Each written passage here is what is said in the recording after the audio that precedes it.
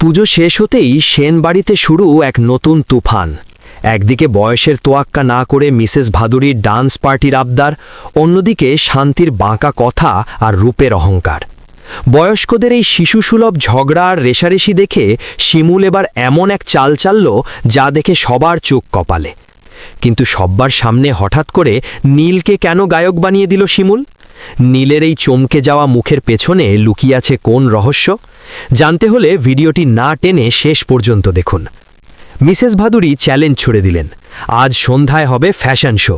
Modern আর traditional পোশাকের এমন mixture তিনি দেখাবেন যা দেখে সবার তাক লেগে যাবে, আর যে জিতবে সে হবে চানাচুর কোম্পানির মডেল। বয়স্কদের এই পাগলামি দেখে নীল যখন বোর হচ্ছে, তখন আমাদের মাস্টারমাইন্ড শিমুল কিন্তু চুপ করে বসে নেই।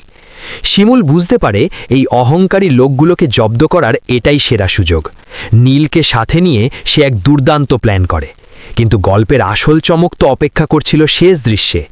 ড্রয়িং রুমে সবাই যখন উপস্থিত, তখন মিসেস ভাদুরী জানতে চান আমাদের বাড়ির সেরা গায়ক কে। ঠিক তখনই শিমুল হাতে গিটার নিয়ে সোজা নীলের দিকে ইশারা করে বলে, মিস্টার নীল সেন। এই কথা শুনে নীলের তো চোখ কপালে। সে অবাক হয়ে শিমুলের দিকে তাকিয়ে থাকে।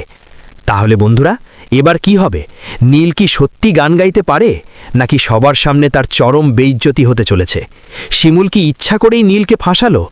সব জানতে আগামী পর্বের টুইস্ট আর রিভিউ সবার আগে পেতে আমাদের চ্যানেলটি এক্ষুনি সাবস্ক্রাইব করুন এবং বেল আইকনটি বাজিয়ে দিন।